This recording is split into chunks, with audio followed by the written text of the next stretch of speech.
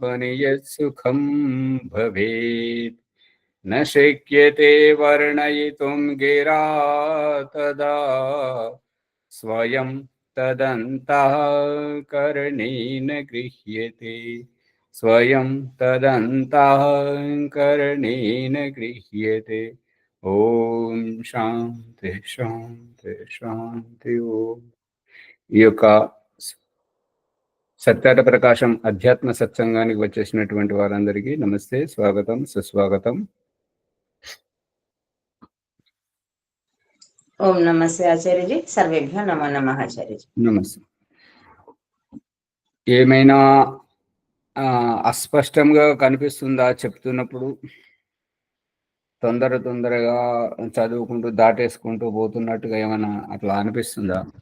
లేదా ఆచార్యజీ? అదే వేరే వారు ఫోన్ చేసి అడుగుతున్నారు, మీరు కేవలం చదువుకుంటూ పోతున్నారు, కొద్దిగా వివరణ ఇవ్వండి అని అంటున్నారు. అట్లా మీకేమైనా అనిపిస్తుందా అని చెప్పేసి అడుగుతున్నారు. ఆచార్య ఎప్పుడైనా ఒకసారి అట్లా అనిపిస్తుంది, కానీ వివరణ ఇస్తారు బాగానే. అదే అలా అనిపించినప్పుడు అడగండి, మరి అడిగితే తెలుస్తుంది కదా. అంటే ఒకసారి అర్థమవుతుంది, ఇంకా అడగట్లేదు కదా, వరుసగా వెళ్ళిపోతుంది కదా, అందుకు అనుకున్నారు మా ఆచార్జీ. అంతేగాని అంత స్పష్టమవుతుంది ఆచార్య.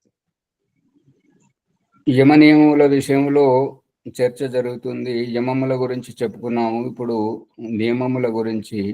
శౌచ సంతోష తపః స్వాధ్యాయేశ్వర ప్రణిధానాని నియమ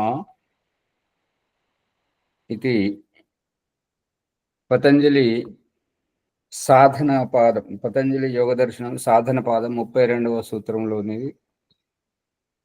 దీంట్లో శౌచం అంటే ఏంటంటే పవిత్రత, స్వచ్ఛత, శుచి శుభ్రత. శుచి శుభ్రత అంటే కేవలం స్నానం చేయడము, ఉతికిన బట్టలు వేసుకోవడము, ఇల్లు శుభ్రం చేసుకోవడం, పరిసరాలు శుభ్రం చేసుకోవడమే కాదు. ఆర్థికంగా సంపాదన ఎక్కడైతే చేస్తున్నామో అక్కడ కూడా శుచి శుభ్రత ఉండాలి.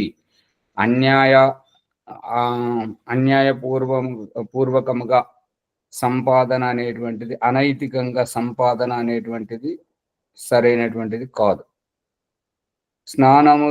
స్నానముల వంటి వాటితో పవిత్రత, ఆర్థికంగా నిజాయితీగా సంపాదన. నిజాయితీగా సంపాదించినటువంటి సంపాదన యజమానుని ఉత్తేజపరుస్తుంటుంటది, ప్రోత్సహిస్తుంటుంటది. ధర్మ కార్యాలకు, శుభకార్యాలకు మరియు మంచి కార్యాలకు ప్రోత్సాహం ఇస్తుంటుంటది. అదే మరి అనైతికంగా సంపాదించినటువంటిది దాపరికం చేయడం, వద్దు అనడం, ప్రతిదానికి వెనుకబడేయడం, వెనుకకు లాగడం, మంచి పనులు చేయకుండా చేయడం, ఈ రకంగా చేస్తుంది. సంతోషం అంటే ఏంటంటే ఎదిగిన కొద్దీ ఒదగమని అర్థం అందులో ఉంది. ఎదిగిన కొద్దీ ఒదగాలి. మళ్ళీ ఈ చెట్టు విషయంలో ఎదిగిన కొద్దీ ఒదగమని మొక్క మనకు చెబుతుంది. ఇంకా స్పష్టంగా దుప్పటి ఉన్నంత వరకే కాళ్ళు చాపుకుంటే సుఖంగా నిద్రపోవచ్చు అనేటువంటిది అభిప్రాయం. సంతోషం అంటే మనము ఏ పరిస్థితిలో ఉన్నామో దాంట్లో సంతోషప్రదంగా ఉండాలి. ఈ బాలరాజు గారు ఉపదేశం చేస్తుంటారు. అప్పుడప్పుడు ఉపదేశం అని కాదు, సందేశం ఇస్తుంటారు, ఉపదేశం చేస్తుంటారు. ఏంటంటే కోరికలు అయితే చాలా పెద్ద పెద్దవి ఉన్నాయి, చాలా ఉన్నాయి అని అంటుంటారు అన్నట్టుగా. అంటే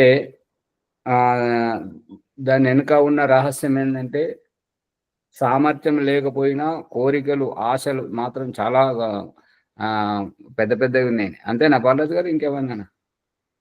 అంతే స్వామి, అంతే. అదే అంటే ఉన్న దాంట్లో సంతృప్తి పడాలి, సంతోషపడాలి అనేటువంటి దాంట్లో అర్థం. ఇక వ్యాఖ్యానం చెప్తున్నది ఏంటంటే, చేయవలసిన అంత పురుషార్థం ఉనర్చి హాని లాభములలో హర్షశోకములను పొందకుండుట సంతోషం. సంతోషంగా ఉన్న దాంట్లో సర్దుకోవడం అనేటువంటిది అభిప్రాయం. ఎక్కువ వచ్చినా సంతోషపడకూడదు, తక్కువైనా బాధపడకూడదు. ప్రసన్నుడై నిరుద్యముడై ఉండుట సంతోషం కాదు.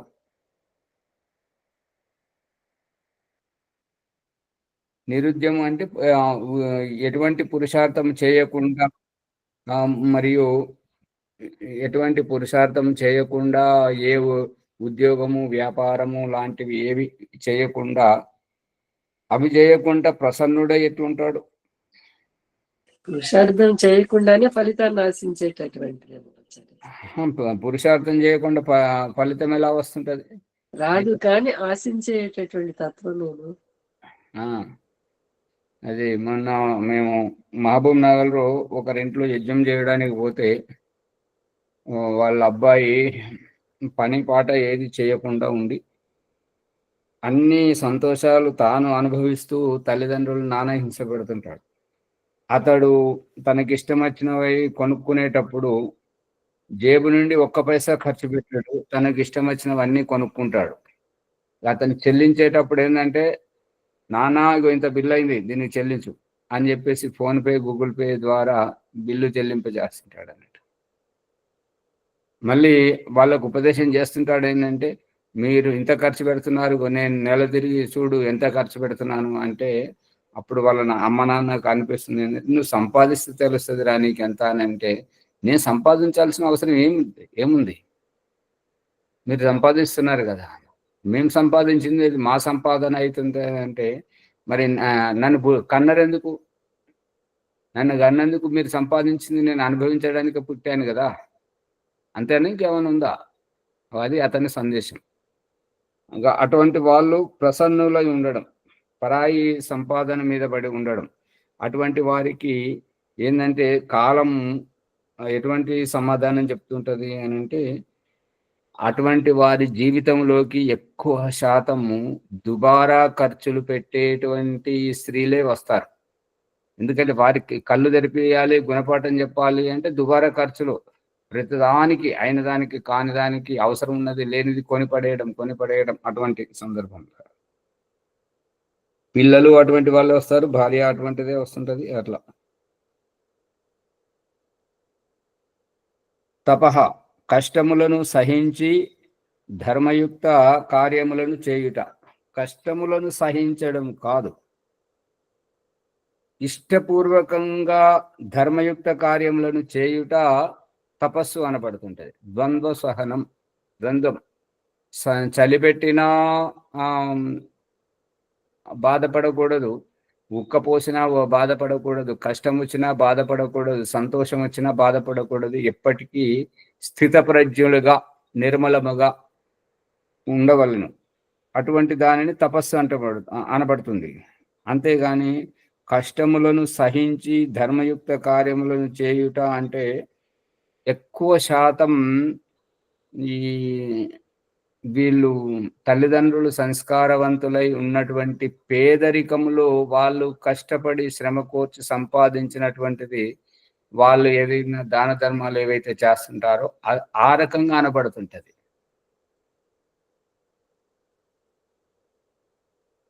తప్పుగా అనిపిస్తుందా?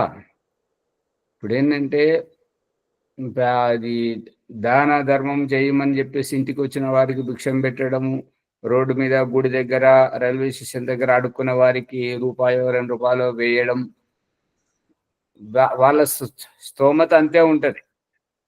అంతకుమించి వేలకు వేలు ఇచ్చేటువంటి స్తోమత ఉండదు.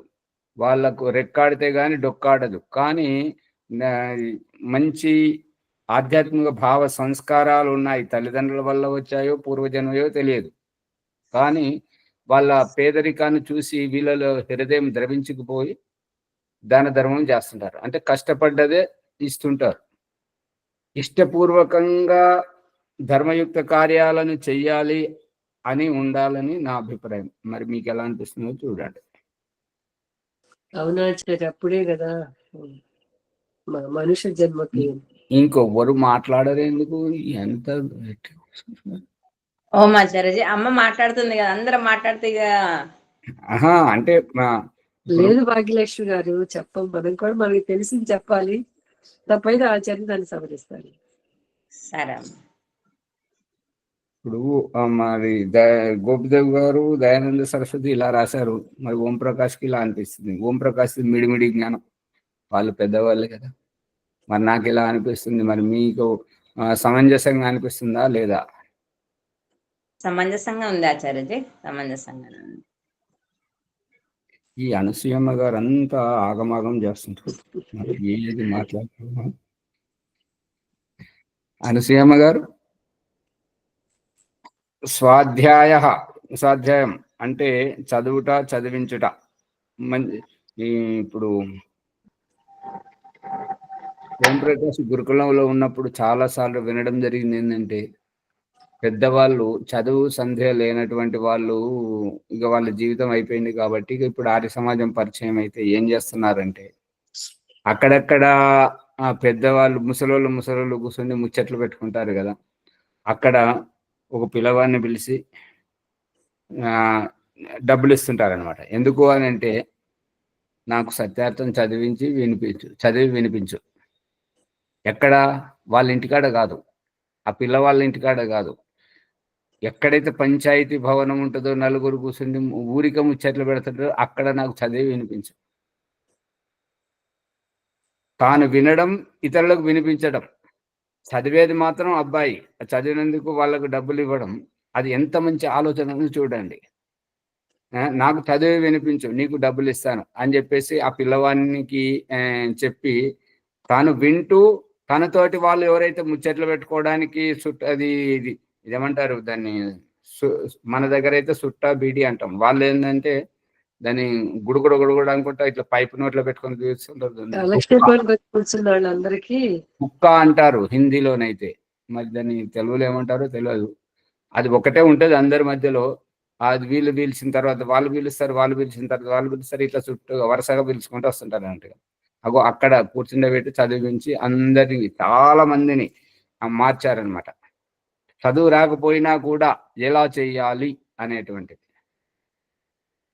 అందుకని ఈ అనసూయమ్మ అలాంటి పనులే చేస్తుంటది అన్నమాట. ఎంతో పెద్ద మనసుతోటి అందరినీ సమకూర్చుకుంటూ, ఎన్నో కుటుంబాలను నిలబెట్టుకుంటూ, ఓదార్చుకుంటూ చేసుకుంటూ వస్తున్నారు. అంతేనా, ఇంకేమన్నానా? గురుజీ పొగడకండి. నమస్కారం. పొగిడితే పాపం తగులుతుంది. మంచి ఆలోచన. అలాగే చాలా మంది పొగడతలకు ఇష్టపడి ఇబ్బంది పడుతుంటారు. ఈశ్వర ప్రణిధానం అంటే భక్తి విశేషంతో ఈశ్వరునకు ఆత్మ సమర్పణ చేయట. అంటే ఇక ఇది వేదమంత్ర ప్రమాణ పూర్వకంగానైతే యజుర్వేదము 3వ అధ్యాయం 1వ మంత్రంలో చెప్తున్నటువంటిది ఏంటంటే, హాస్మిన్ హవ్యా జుహోతన సమిధాగ్నిం దువస్యత ఘృతైర్బోధయత అతిథిం హాస్మిన్ హవ్యా జుహోతన.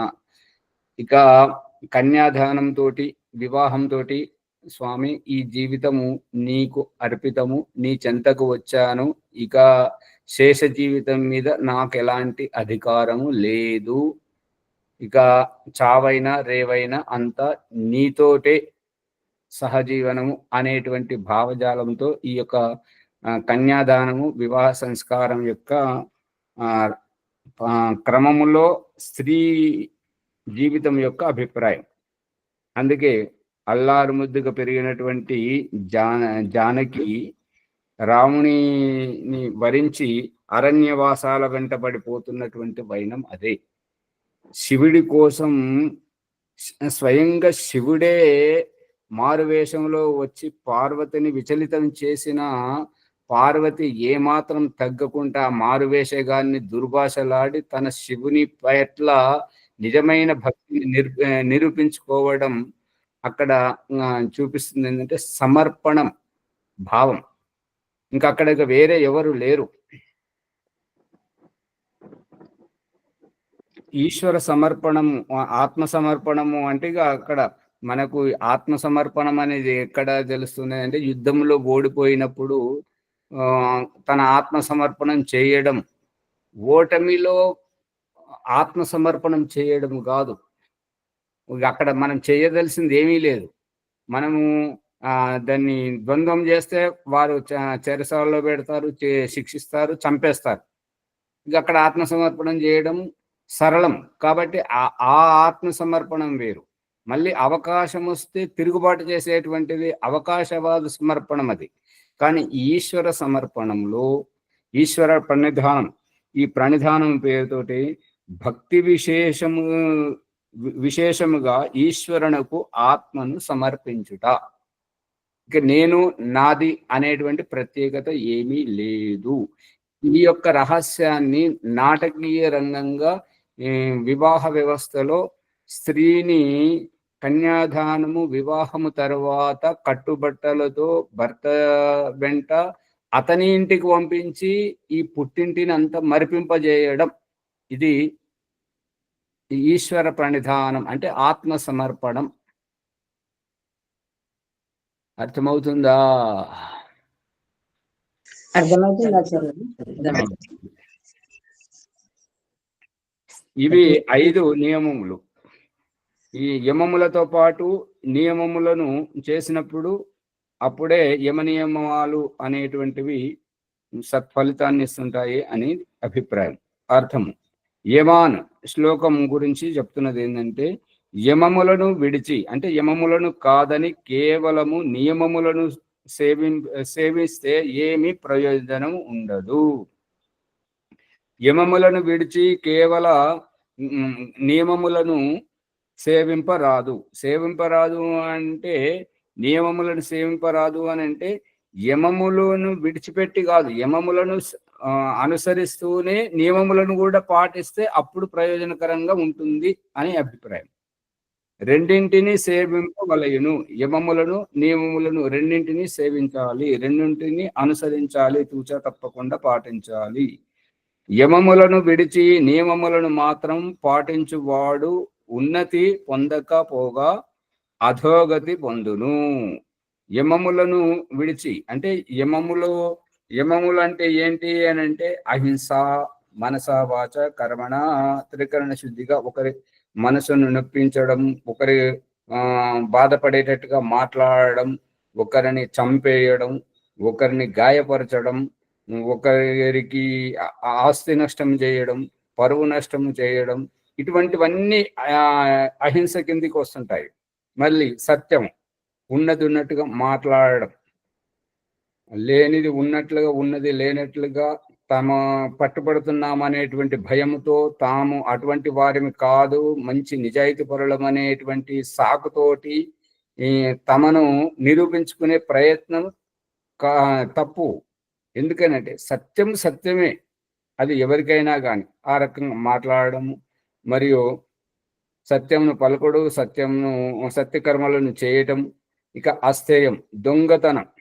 ఏ విధంగా మనస, వాచ, కర్మణ, ఒక సంస్థ వారిది కానీ, ఇంటి వారిది కానీ, మన అమ్మ నాన్నలది కానీ, పిల్లలది కానీ, ఎవరిదైనా సరే వారిది అనిపించినప్పుడు వారి అనుమతితోటి ఆ వస్తువులు వాడుకోవాలి.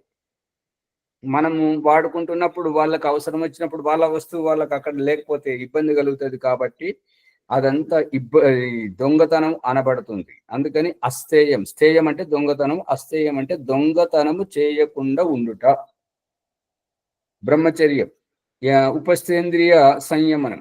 ఉపస్థేంద్రియ సంయమనము అని అంటే ఇంద్రియంకు తెలియదు బ్రహ్మచర్యం అంటే ఏంటో, ఏదో తెలియదు.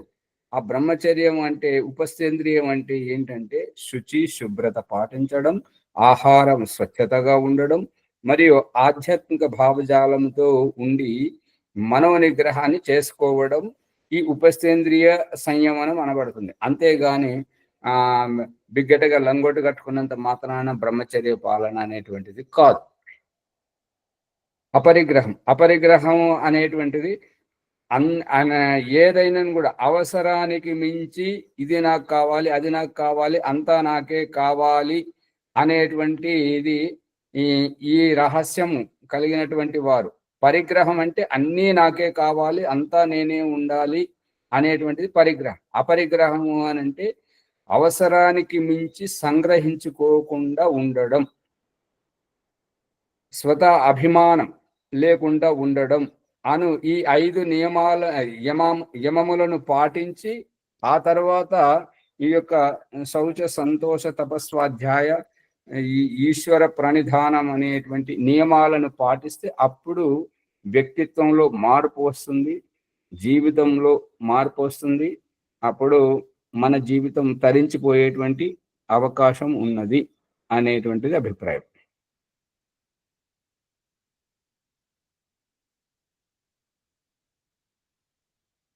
ఒకవేళ యమములను విడిచిపెట్టి నియమములను మాత్రమే పాటిస్తే లోకమున పతితుడై ఉంటాడు అని చెప్పేసి చెప్పడం జరుగుతుంది. ఇక అందుకు ప్రమాణం కూడా చెప్తున్నారు ఏంటంటే, కామాత్మ తా ప్రశస్త నాచైవాహాస్య కామత కామ్యో హి వేదాధిగమ కర్మయోగశ్చ వైదిక. మనుస్మృతి 2వ అధ్యాయం 2వ శ్లోకం. అర్థం చెప్తున్నది ఏంటంటే, మిక్కిలి కామాతురత ఎవరికి ఉంటుంటది అని అంటే, ఎవరైతే ఈ యొక్క ఉప్పు కారము మసాలాలు ఊరగే పచ్చళ్ళు తింటూ ఉపస్థేంద్రియము ఆ లోపల శుభ్రతగా ఎవరైతే పాటించారో, మరియు ఎక్కువగా ఆ స్త్రీలతోటి అటువంటి విషయాలే చర్చించడం, స్త్రీల యొక్క అటువంటి దృశ్యాలను చూడడం, అటువంటిది ఉన్నప్పుడు ఏంటంటే పడుకున్న వారికి ఆ కళలు అవే వస్తుంటాయి. భక్తిపూర్వకంగా పూజ చేయడానికి కూర్చుంటే కూడా మనసులో ఆ దేవత పట్ల కూడా, స్త్రీల దేవతల పట్ల కూడా అదే కామాతురత భావాలు కూడా వస్తుంటాయి. దీనిని మిక్కిలి కామాతురత అని అంటారు. అత్యంత నిష్కామత అని అంటే దేంట్లో ఆసక్తి కనబరచకుండా ఉండడం, ఏదైనా కూడా త్యాగభావంతో ఉండడం.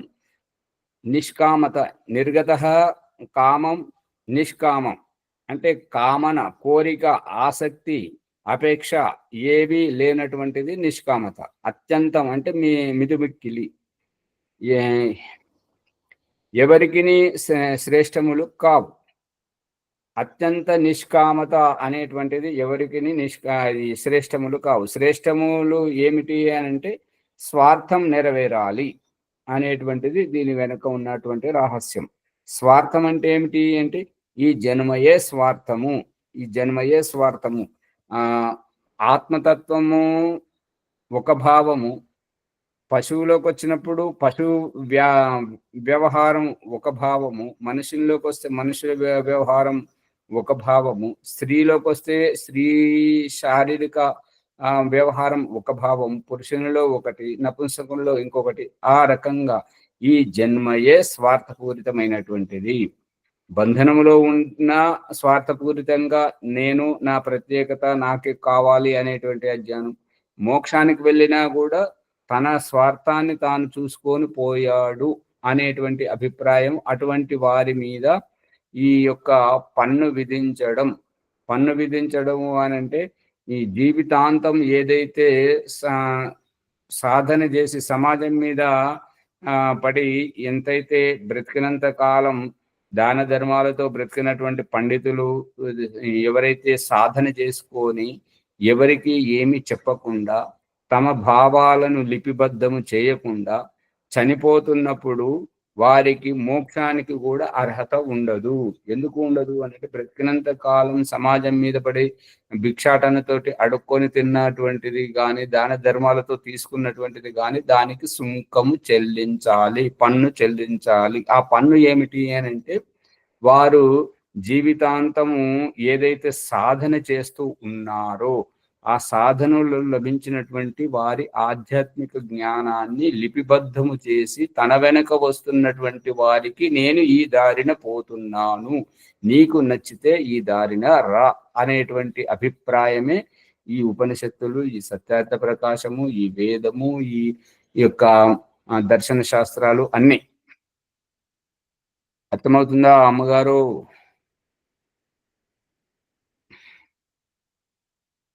అందుకని ఎలా అంటే కోరికయే లేకున్నా వేద జ్ఞానము, వేద విహితము, వేద విహిత యజ్ఞము వంటి ఉత్తమ కర్మల అనుష్ఠానము ఎవని చేతను సంపాదింపబడదు. కోరికయే లేకున్నా అంటే కోరిక తప్పనిసరిగా ఉండాలి అనేటువంటిది అభిప్రాయం. కోరిక ఉంటేనే వేద జ్ఞానము, వేద విహిత యజ్ఞము వంటి ఉత్తమ కర్మల అనుష్ఠానము జరుగుతుంది. ఇక ఎవరిలో ఆ కోరికే లేదన్నప్పుడు ఇక వేదం ఎందుకు చదువుతారు, ఉత్తమ కర్మలు ఎందుకు చేస్తుంటారు అనేటువంటిది అభిప్రాయం. కోరిక అనేటువంటిది తప్పనిసరిగా. కోరిక ఉంటేనే కదా ప్రయత్నం చేయాలనేటటువంటి. కావున ఇంకా ప్రమాణం చూపిస్తున్నది ఏంటంటే బ్రాహ్మణ శరీర నిర్మాణము స్వాధ్యాయేన జపైన హోమైస్త్రైవిద్యే నిర్జయా సుతై మహాయజ్ఞైశ్చ యజ్ఞైశ్చ బ్రాహ్మీయం క్రియతే తను. మనుస్మృతి 2వ అధ్యాయము 28వ శ్లోకము. అర్థము చెప్తున్నది ఏంటంటే స్వాధ్యాయము అనేటువంటి శబ్దానికి అర్థం ఏంటంటే స్వస్యచ అధ్యయనము స్వాధ్యాయము. ఇది నిజమైనటువంటిది. ఓం ప్రకాషు ఈ యొక్క అంతర్జాలీయ ఆన్లైన్ తరగతి పేరుతోటి 4:30 నుంచి 5 గంటల వరకు రోజు ఎవరికి వారిని స్వాధ్యాయం చేపిస్తున్నాడు. ఇది స్వాధ్యాయం యొక్క అభిప్రాయం. అంటే ఆత్మ జ్ఞానం పెంచుకోవడం, పరమాత్మ జ్ఞానం పెంచుకోవడం స్వాధ్యాయం, స్వస్యచ అధ్యాయం. నేను ఎవరిని, నువ్వు ఎవరు అని పరమేశ్వరుడు అడిగిపిస్తున్నప్పుడు నేను ఎవరిని అనేటువంటి ప్రశ్నకు సమాధానమే స్వాధ్యాయం. ఇక మిగతాది పుస్తక పఠనము అయితే ఇంకొకరి అభిప్రాయంతో ఏకీభవించడం. చాలా జాగ్రత్తగా వినండి. స్వస్య అంటే తమ గురించి, తాము స్త్రీల, పురుషుల, నపుంసకుల అనేటువంటి విషయం. ఈ స్త్రీ పురుష నపుంసకత్వం అయితేనేమో చచ్చిపోతుంది. మరి చావనిది ఏంటిదంటే ఆత్మతత్వం. స్వస్యచ అధ్యయనం స్వాధ్యాయం అంటే ఏకాంతములో కూర్చుండి తమ గురించి తాము విచారించుకోవడం నిజమైనటువంటి స్వాధ్యాయం. ఇక పుస్తకము అనేటువంటిది ఒక వ్యక్తి యొక్క అభిప్రాయము. ఆ అభిప్రాయము, ఆ పుస్తకమును చదవడము అంటే ఆ రచించినటువంటి రచయిత భావజాలంతో ఏకీభవించడం. అది కొంతవరకు నటనయే అవుతుంటది. నటనాపరమైనటువంటిది ఎప్పటికైనా మనది కాదు. అవకాశం వచ్చినప్పుడు దులపరించుకుపోతుంటది, మనల్ని బజార్లో నిలబెడుతుంటది. అందు గురించి ఆ పరిస్థితి రాకూడదని చెప్పేసి దయానంద సరస్వతి మొదటి నుంచి ఎప్పుడెప్పుడైతే ఈ యొక్క ఆర్య సమాజ సిద్ధాంతాన్ని అవగాహన కల్పిస్తున్నాడో అప్పుడప్పుడు ప్రతి సందర్భంలో ఉదయం సాయంత్రం సంధ్యోపాసన, అగ్నిహోత్రం చేయడం, తర్వాత ధ్యానం చేయడం తప్పనిసరిగా చేశాడు. ఇది స్వాధ్యాయం, ఈ ధ్యానం అనేటువంటిది. ఇక్కడ ఓం ప్రకాష్ చెప్పేటువంటిది ఇది ఆ దయానంద సరస్వతి చెప్పింది. ఇంకా ముందుకు వెళ్ళి అందరి చేత చేయిస్తున్నాడు అన్నట్టుగా. దీని మీద ఏం చేస్తున్నారంటే మరి ఇది బాధ్యతగా గుర్తించాలని మాత్రమే చెప్పడం జరుగుతుంది, తప్పపట్టదు. ఇదేంటంటే దీని మీద ఒక్క పొద్దు అంటారు కదా. ఒక్క పొద్దు అంటే ఏది పొద్దు అంటే 2వ పొద్దుని విడిచిపెట్టడం. 2 పూటలు 3 పూటలు చేసేవారు 1 పూటనే తినడం. అంతేనా? ఇంకేమైనా ఉందా? అంతే ఆచార్య. మరి పూటనే చూస్తారు. ఇప్పుడు ఓం ప్రకాష్ చెప్తున్నటువంటిది ఏంటంటే ఈ వినటానికి వచ్చినటువంటి వాళ్ళైనా కూడా, రహస్యాన్ని తెలుసుకుంటున్న వారైనా కూడా ఆత్మచింతన కోసం సమయం కేటాయించట్లేదు. ఇది అభిప్రాయం.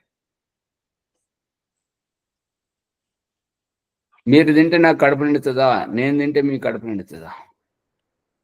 మరి వీళ్ళు మరి వచ్చిన వాళ్ళు ఆధ్యాత్మిక చింతన చేస్తే తర్వాత వచ్చే వారికి మరి ఆ విషయాలు ఎలా తెలుస్తాయి? తెలవాలా వద్దా? తెలియాలండి, తెలుసుకొని తెలియచేయాలి. బాలరాజు గారు ఇక్కడక్కడ చూస్తుంటారు. ఇక్కడ రమ్మని చెప్తే ఏ రోజు రారు.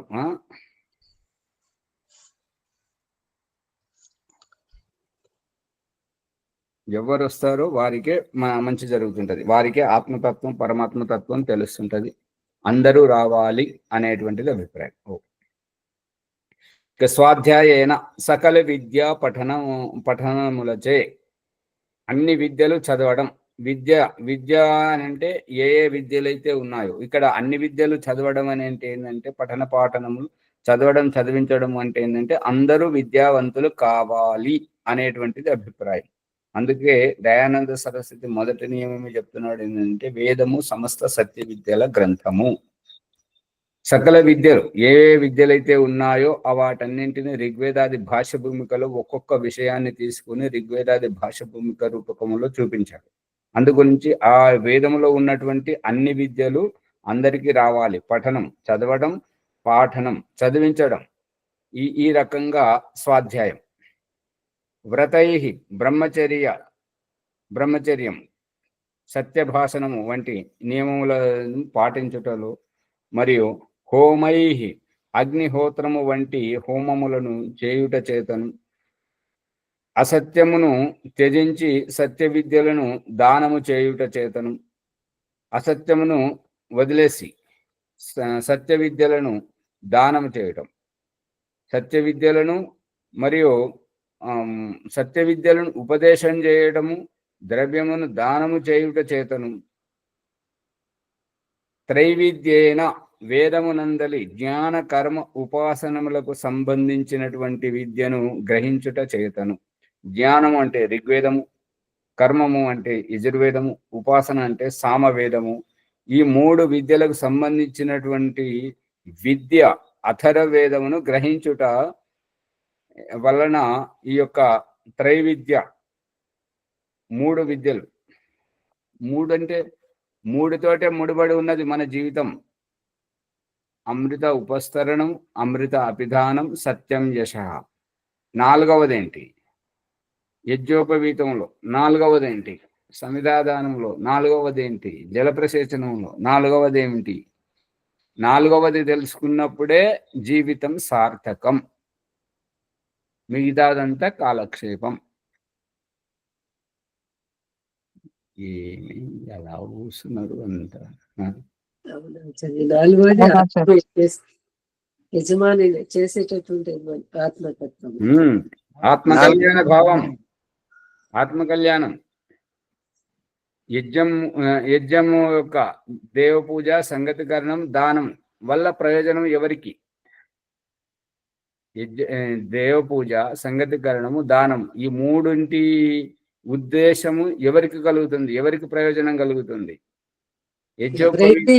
అనుసరిస్తున్నారో వారికే ప్రయోజనం. యజ్ఞోపవీతంలో తల్లి, తండ్రి, గురువు ఎవరికి? జలప్రసేచనం అదితి, అనుమతి, సరస్వతి ఎవరిని గూర్చి? ఎవరి కొరకు? యజమాని కొరకే. ఎవరైతే చేస్తారో వారి ఆత్మ కళ్యాణం. ఈ అంతర్రహస్యం చెప్పబడట్లేదు ఎక్కడ కూడా, అంత గుప్తముగా ఉంచడం జరుగుతుంది. అందుకని ఆ 4వ తత్వాన్ని అంటే తమను తాము తెలుసుకోవడం, తమ గురించి తమను తాము తెలుసుకోవడం, ఇదే వైదికం. ఇక అవైదికం అంతా తనను విడిచిపెట్టి, తన ఆత్మ కళ్యాణంను విడిచిపెట్టి, నాకు అది ఇస్తే నీకు ఇది ఇస్తా, నన్ను అలా చేస్తే నిన్ను ఇలా చేస్తా, ఈ వ్యవహారం మాత్రమే ఉంటుంటది. అది గమనించండి. అందుకని అసత్యమును త్యజించి సత్య విద్యలను దానము చేయుట చేతను, త్రైవిద్య వేదమునందలి జ్ఞాన కర్మ ఉపాసనలకు సంబంధించినటువంటి విద్యను గ్రహించుట చేతను, ఇజ్జయ దర్శపూర్ణ మాసాది, ఈ దర్శపూర్ణ మాసము వంటి వాటిని, ఇజ్జయ అంటే పక్షేష్టి అంటే సంతానము లేనటువంటి వారికి దర్శపూర్ణ మాసేష్టి. దర్శం అంటే చూడడం, పూర్ణం అంటే ఏ లోటైతే మనలో ఉన్నదో ఆ లోటును పూర్ణము చేసుకోవడం, ఆ వెలితిని పూరించుకోవడం దర్శపూర్ణ మాసే ఇష్టి. దానిని పక్షేష్టి అని కూడా అంటుంటారు. పూర్ణమాసము వంటి అంటే దర్శపూర్ణం మాసం. వాటిని ఆచరించుట చేతను సుతై సంతానము ఉత్పన్నమొనర్చుట చేతను, సంతానమును కనుట, మన వారసుడు వచ్చాడు అంటే వారి వంశము నడుస్తున్నది, కొనసాగుతున్నది అనేటువంటి అభిప్రాయం. మహాయజ్ఞై బ్రహ్మయజ్ఞము, దేవయజ్ఞము, పితృయజ్ఞము, బలివేశ్య దేవయజ్ఞము, అతిథి యజ్ఞము అనేటువంటి పంచమహాయజ్ఞములు, యజ్ఞై ఇంకా అగ్నిష్టోమము వంటి యజ్ఞములు, శిల్ప విద్య, విజ్ఞానం వంటి విజ్ఞానము వంటి వైవిధ్యములు కలిగినటువంటి యజ్ఞములను చేయుట చేత, రూపము అంటే వైవిధ్యములు, అటువంటి చేయుట చేతను ఈ శరీరము బ్రాహ్మి అంటే వేదములకు పరమేశ్వర భక్తికి ఆధార రూపమగు బ్రాహ్మణ శరీరము. ఈ యొక్క స్వాధ్యాయము, జపము, హోమము, త్రైవిద్య, ఇజ్య, సుత అంటే సంతానము, మహాయజ్ఞములు, పంచమహాయజ్ఞములు, యజ్ఞైశ్చ అగ్నిష్టోమం వంటి వాటి అన్నీ చేయడము ద్వారా బ్రాహ్మణ శరీరము నిర్మింపబడుతుంది, బ్రాహ్మణులుగా తయారవుతుంటారు. అంతేగాని అతని కడుపున పుడితే బ్రాహ్మణులు కాదు అనేటువంటిది చెప్పగానే చెప్పినటువంటి రహస్యం.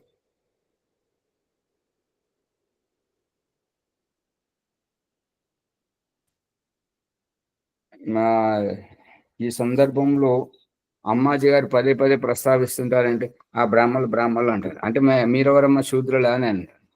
అంటే మీరు వేదం చదువుతున్నారు కదా, మీరు వేదం చదివి మీరు బ్రాహ్మణులు కానట్లయితే, మీరు యజ్ఞం చేసి బ్రాహ్మణులు కానట్లయితే, మీరు దాన ధర్మాలు చేసి బ్రాహ్మణులు కానట్లయితే, మీరు వేద జ్ఞానాన్ని ఉపదేశించి బ్రాహ్మణులు కానట్లయితే, వాళ్ళు వేద జ్ఞానాన్ని ఉపదేశించరు, వేద మంత్రాలను ఉపదేశించరు, మరియు యజ్ఞాలు వాళ్ళు ఎంతవరకు చేస్తుంటారో, వాళ్ళు ఆహుతి ఇచ్చేటువంటి యజ్ఞంలో పెట్టేటువంటి సమితిలో పెద్ద పెద్ద ఆహుతి ఇచ్చేటువంటిది మాత్రం ఆ దర్భపోసతోటి ఆహుతిస్తుంటారు. గమనించారా? అక్కడ మొత్తం అంతా కాలుష్యం చేస్తుంటారు, అటువంటి యజ్ఞాలు చేస్తుంటారు. కాబట్టి మరి ఆ రకంగా ఉండేటువంటి వాళ్ళు బ్రాహ్మణులు అవుతుంటారు. అందుకని కులముతోటి కాదు, కులముతోటి వారి కడుపున పుట్టినంత మాత్రాన వాళ్ళు బ్రాహ్మణులు కాదు. ఈ కర్మ చేత కర్మ బ్రాహ్మణులు అనేటువంటిది అభిప్రాయం. ఇంద్రియాణం విచరతాం విషయేషు అపహారిషు సంయమే యత్నమాతిష్ఠేత్ విద్వాన్ యంతేవ వాజినాం. మనుస్మృతి 2వ అధ్యాయము 88వ శ్లోకం. సారథి అంటే రథమును నడిపేటువంటి వ్యక్తి. గుర్రములను నియమించినట్లు విద్వాంసుడు మనస్సును, ఆత్మను దుష్టకర్మల వైపున ఆకర్షించు విషయములందు ప్రవర్తించు ఇంద్రియములను గ్రహించుటకు సర్వ ప్రయత్నములు పునర్చవలయును. ఇక్కడ ఏంటంటే పండిత గంగా ప్రసాద్ ఉపాధ్యాయ బరేలీ ఇలహాబాద్లో ఉండేవారు. వారు ఇలహాబాద్ అంటే ప్రయాగంలో ఉండేవారు. వారు చెప్తున్నటువంటి సందేశం ఏంటంటే, మన జీవితము బాగుపడాలి అని అంటే, మనం గొప్పగా ఉండాలి అంటే మనకు 2 డాక్టర్లు కావాలి.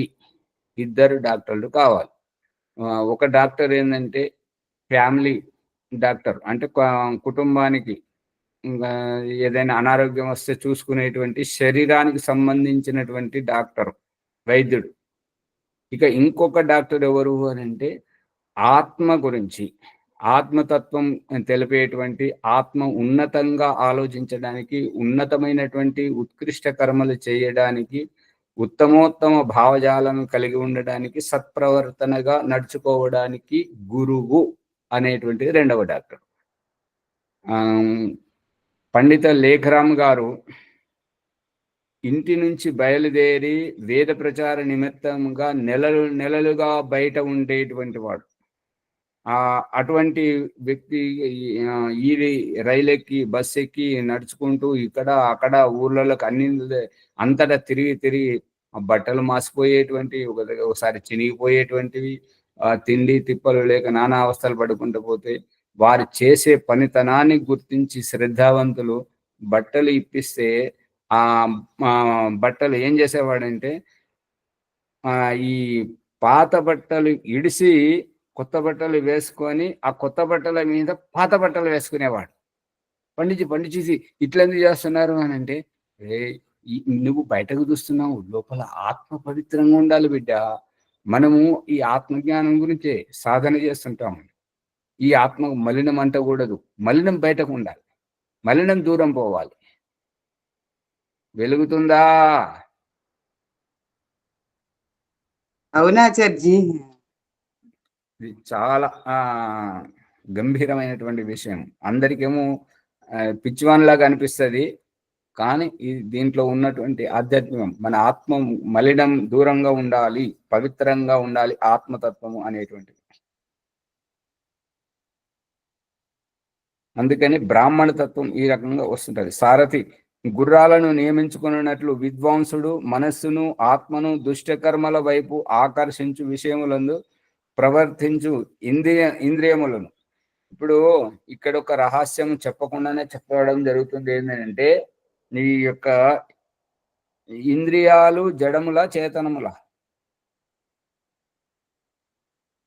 ఏది మాట్లాడరు. జడములే ఆచార్య.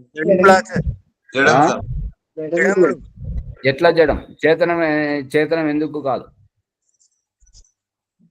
ఇంద్రియాలు వాటంతా పని చేయలేవు కదా చేతనంలో. అమ్మగారు శ్వాస ఇంద్రియాలను కదిలిస్తేనే కదులుతాయి అవి. ఈ రహస్యం చెప్పాలి, ఇలా చెప్పాలి. శ్వాస తీసుకునేది ఎవరు? ఆభ్యంతర కుంభకం, బాహ్య కుంభకం, స్తంభవృత్తి, బాహ్యాభ్యంతర విషయాక్షేపి, ఉద్గీత ప్రాణాయామం. శ్వాస తీసుకునేది ఎవరు? ముక్కే తీసుకుంటుందా? చూసేదెవరు? కళ్ళే చూస్తున్నాయా? వినేదెవరు? చెవులే వింటున్నాయా? వీటన్నింటి వెనక ఆత్మ ప్రమేయం ఉన్నది.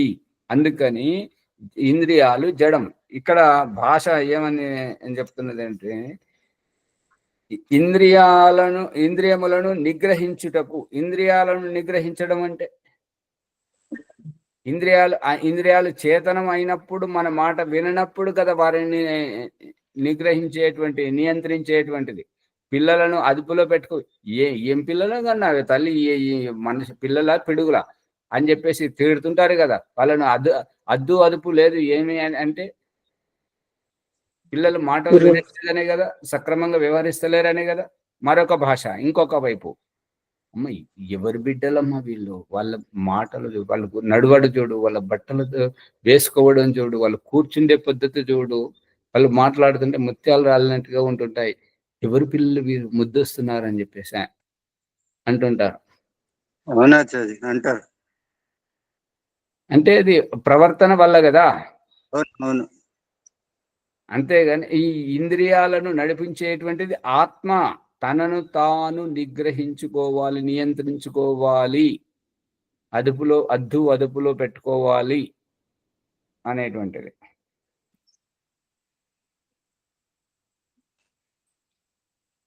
అందుకే ఎక్కువ శాతం భగవంతుడు తల్లి పిల్లలు కాబట్టి పిల్లలు తప్పు చేస్తే తల్లిని నిందింపజేస్తున్నాడు.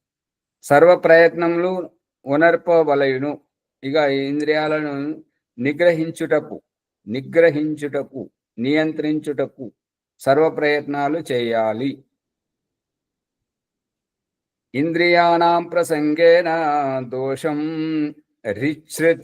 రిచ్యత్య సంశయం.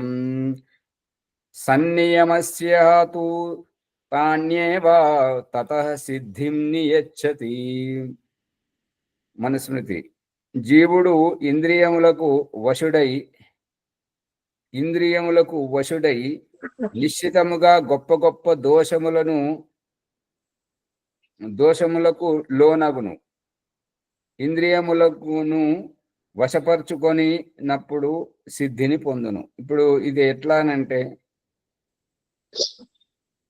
జీవుడు ఇంద్రియములకు వశుడై నిశ్చితముగా గొప్ప గొప్ప దోషములకు లోనగును.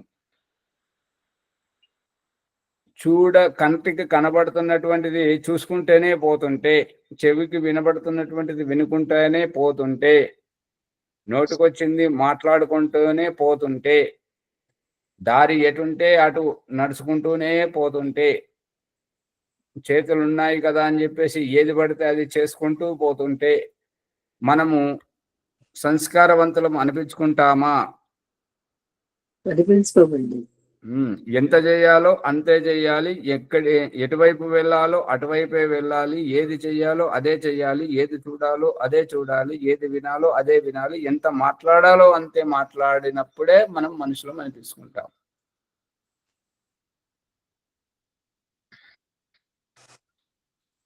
నియంత్రణ, నియంత్రణ అనేటువంటిది. ఇప్పుడు మరి సమయం అతీతం అవుతుంది, మరి అందరూ చూస్తున్నారు. ముందుకు నడిపాను అమ్మగారు.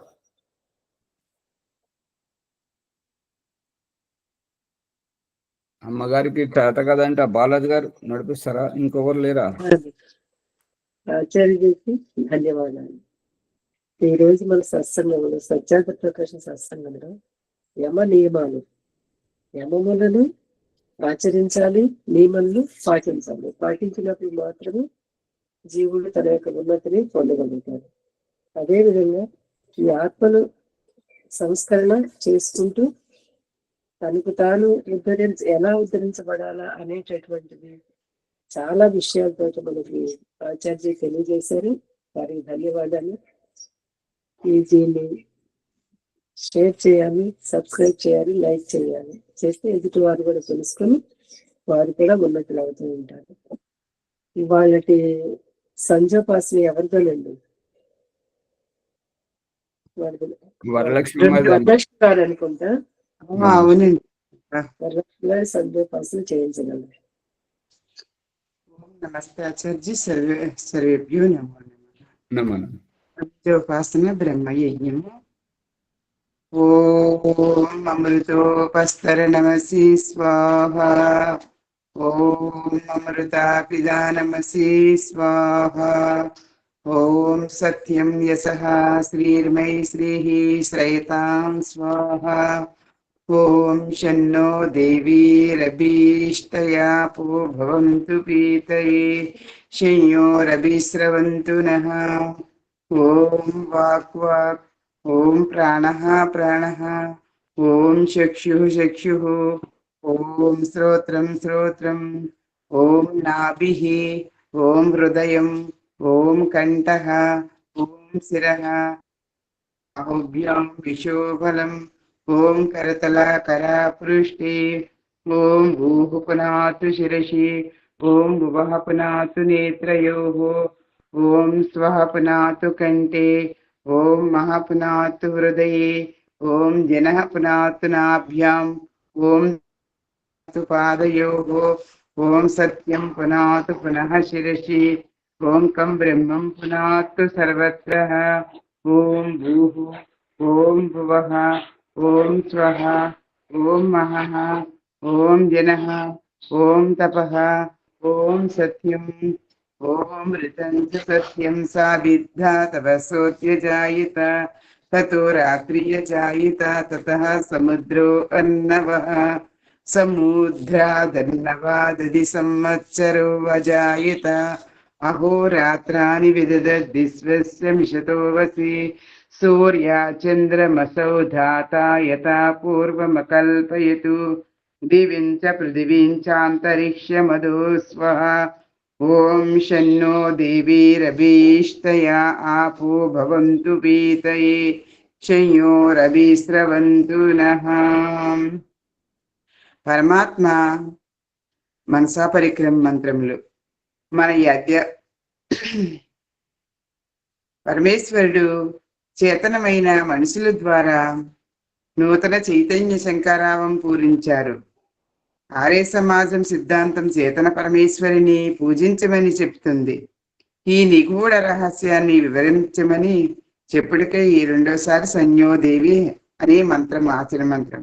అంటే చైతన్య పరమేశ్వరుని ఉపాసన చేస్తున్న జీవాత్మకు పరమేశ్వరుడు, ఓ జీవాత్మ నీవేమి భయపడకు, నిన్ను అన్ని దిక్కులా ఆయనే చూసుకుంటున్నాడు అని తెలియజేసేదే ఈ మనసా పరిక్రమ మంత్రములు.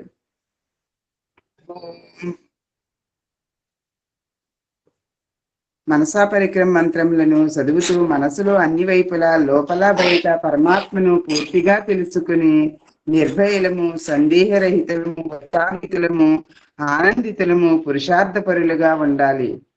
ఓం ప్రాసీదిగగ్నిరధిపతిరషితో రక్షితాదిచ్చాయిషవః తేభ్యో నమోధిపతిభ్యో నమ ఇషిభ్యో నమేభ్యో వస్తు యోస్మాన్ ద్వేష్టియం వయం దిస్మస్తంభోచం వేదద్మః. తూర్పు దిశలో అగ్ని అధిపతి అయి కొడవలి వలె ఆదిత్య కిరణములతో అక్కున చేర్చుకుంటూ రక్షిస్తున్నాడు. ఓం దక్షిణాదిగింద్రోధిపతి స్థిరచ్చి రాజీ రక్షితా పితరిషవః తేభ్యో నమోధిపతిభ్యో నమో రక్షితృభ్యో నమ శ్రీభ్యో నమ ఏభ్యో అస్తు యోస్మాన్ ద్వేష్టియం వయం దిస్మస్తంభోచం వేదద్మః. దక్షిణ దిశలో ఇంద్రుడు అధిపతి వంకర టెంకర కుటిలంగా నడిసే వాటి నుంచి తల్లిదండ్రుల వలె కనిపెడుతూ రక్షిస్తున్నాడు. ప్రదీచీదిక్ వరుణోధిపతి ప్రదాకూరక్షితాన్నమిషవః తేభ్యో నమోధిపతిభ్యో నమో రక్షితృభ్యో నమ ఇషుభ్యో నమ ఏభ్యో అస్తు యోస్మాన్ ద్వేష్టియం వయం దిస్మస్తంభోచం వేదద్మః. పడమర దిశలో వరుణుడు అధిపతి అయి ఆహార ధాన్యాలలో పొట్టతో పాకుతుండే పురుగులను ఆశ్రయింపజేసి ఈ అన్నము నిరాపద జీవనాధారమని తెలుపుతూ అన్నదాతగా రక్షిస్తున్నాడు. ఉదీచీదిక్ సోమోధిపతి స్వజో రక్షితాసినిర్షవః తేభ్యో నమోధిపతిభ్యో నమో రక్షితృభ్యో నమ ఇషుభ్యో నమ ఏభ్యో అస్తు యోస్మాన్ ద్వేష్టియం వయం దిస్మస్తంభోచం వేదద్మః. ఉత్తర దిశలో సోము అధిపతి స్వయం పుట్టుకొచ్చే క్రిమి కీటకాదుల పట్ల శరాగత విద్యత్తు మెరుపుతూ పంటలను సస్యశ్యామలం చేస్తూ రక్షిస్తున్నాడు ఆ పరమేశ్వరుడు. ధ్రువాదిగిష్ణురధిపతి కల్మాష గ్రీవో రక్షితా వీరుదశవః తేభ్యో నమోధిపతిభ్యో నమో రక్షితృభ్యో నమ ఇషుభ్యో నమ ఏభ్యో అస్తు యోస్మాన్ ద్వేష్టియం వయం దిస్మస్తంభోచం వేదద్మః. క్రింది దిశలో విష్ణువు అధిపతి అయి భూగర్భ విషవాయువుల కాలుష్యాన్ని వృక్ష వనస్పతులతో నిర్వేయం గావిస్తూ రక్షిస్తున్నాడు. ఊర్ధ్వాదిక్ బృహస్పతిరధిపతి స్విత్రో రక్షితా వర్షమిషవః తేభ్యో నమోధిపతిభ్యో నమో రక్షితృభ్యో నమ ఇషుభ్యో నమ ఏభ్యో అస్తు యోస్మాన్ ద్వేష్టియం వయం దిస్మస్తంభోజం వేదద్మః. బృహస్పతి అధిపతి అయి శరీరంపై తెల్ల బుల్లి వంటి మచ్చలను వర్షం నీటితో నయం చేస్తూ రక్షిస్తున్నాడు ఆ పరమేశ్వరుడు. ఇక్కడ ఉపస్థాన మంత్రములు. మనసా పరిక్రమంతో పరమేశ్వరుని అన్ని వైపులా చూస్తున్నాడని మన ఆత్మను తెలుసుకోవటం. నువ్వు తప్పులు చేస్తున్నప్పుడు పరమేశ్వరుడు గ్రహిస్తున్నాడు, మంచి పనులు చేసినప్పుడు హెచ్చరిక చేస్తున్నాడు. పరమాత్మ నువ్వు ఇప్పటికైనా పరమాత్మను తెలుసుకో, పశ్చాత్తాపం పడు ఆ పరమేశ్వరుని. ఉపస్థానం అంటే అతనికి పరమేశ్వరునికి అత్యంత దగ్గరగా ఉండి అతన్ని ఉపాసన జ్ఞానం చేయటం.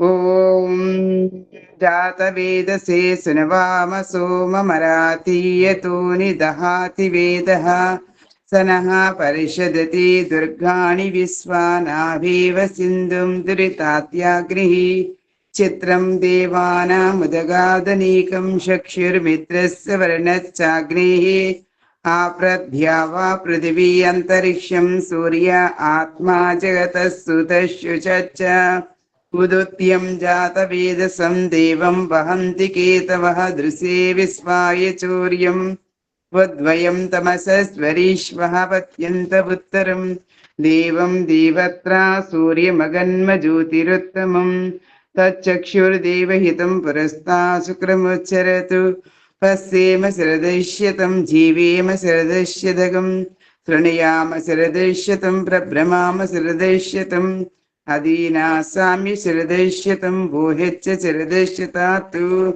ఓం శన్నో దేవీరభీష్టయా ఆపో భవంతు పీతయే శంయోరభిస్రవంతు నః ఓం భూర్భువః స్వః తత్సవితుర్వరేణ్యం భర్గో దేవస్య ధీమహి ధియో యో నః ప్రచోదయాత్. ఏ రక్షకావో సచితాందనంత స్వరూప నిత్యుడువు బుద్ధుడువు ముక్త స్వభావుడువు అజరుడు అమరుడు అభయుడు నిత్యుడు పవిత్రుడు సృష్టికర్త అయ్యున్న పరమాత్మ నీకు అనేక నమస్కారములు. హే జగదీశ్వర దయానిధి భగవత్కృపయనైన జపవాసనాది కర్మణ ధర్మ అర్థ కామ మోక్ష చతుర్విధ పురుషార్థములు ఈ జన్మలోని వెంటనే మాకు సిద్ధులు ప్రాప్తించుకుందముగాక.